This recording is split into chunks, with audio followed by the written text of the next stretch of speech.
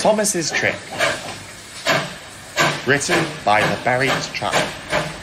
Read and adapted for audio by TARDIS 9. Henry the Green Engine had steaming troubles.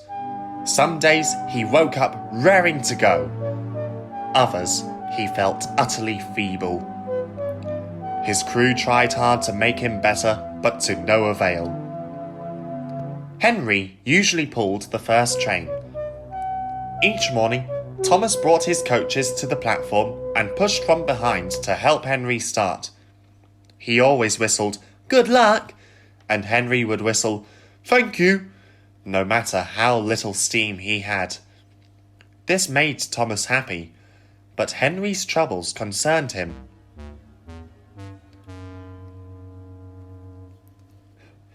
"He can't help feeling unwell. The Fat Controller must know that," he confided to Edward. "You don't think he'd replace Henry, do you?" "The Fat Controller always gives engines a fair chance," smiled Edward. "And Henry's a good sort." "Even so," he sighed, "something must be done." Thomas gulped. Edward's remark didn't feel very reassuring. Later, Thomas was shunting when he saw Sir Topham Hatt talking to the station master. He couldn't quite hear the discussion as Gordon came clanking in with the express, but he did hear "Henry" and "making arrangements." "Oh dear, Henry is being replaced," he thought. "Little Thomas," beckoned Gordon, "my coaches need shunting, thank you very much." As Thomas coupled to the train, a thought struck him. "Perhaps I could—" "Yes, it's perfect," he beamed. The next morning, he brought Henry's coaches to the platform as usual. Henry soon arrived and the passengers began to board.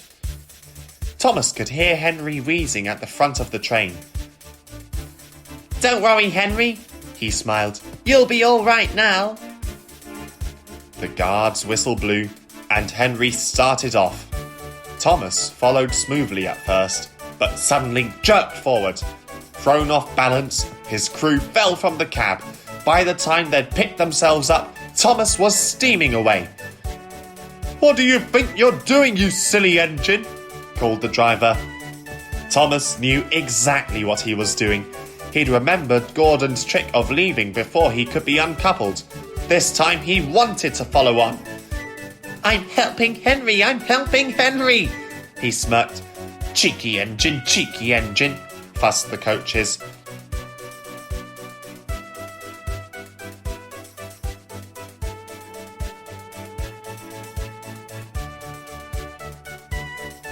Henry was amazed at how easy it felt to pull his train. "That's good, come along, that's good, come along," he sang.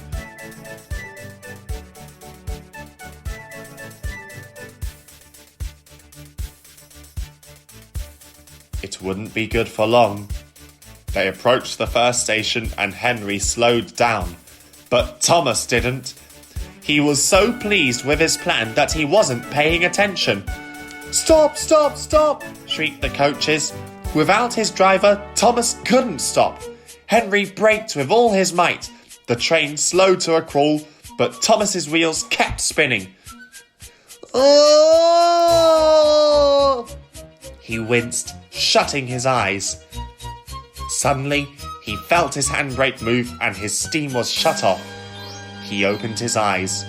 They'd stopped at the station, with angry passengers swarming around a flustered Henry. "Phew!" sighed Thomas. His relief was short-lived, for stepping out of his cab was Sir Topham Hatt. "I appreciate you helping the train start, but this habit of gallivanting after them must stop, Thomas. You've no business running off down the main line, especially without your driver."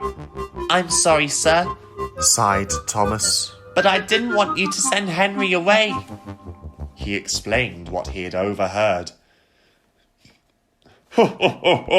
I'm afraid you've let yourself get carried away, chuckled Sir Topham Hatt.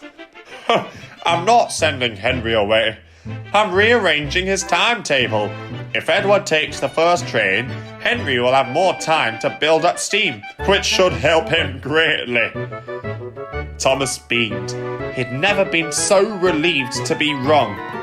Now, back to the yard with you.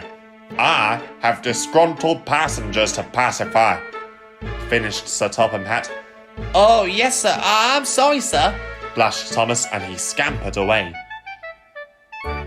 That night, Henry backed down beside Thomas in the shed. It was most kind of you to help me. Now that I have more time to build steam, maybe all my trains will be that easy to pull, even without you at the back. He chuckled. Thomas smiled, thankful that Henry wasn't going anywhere.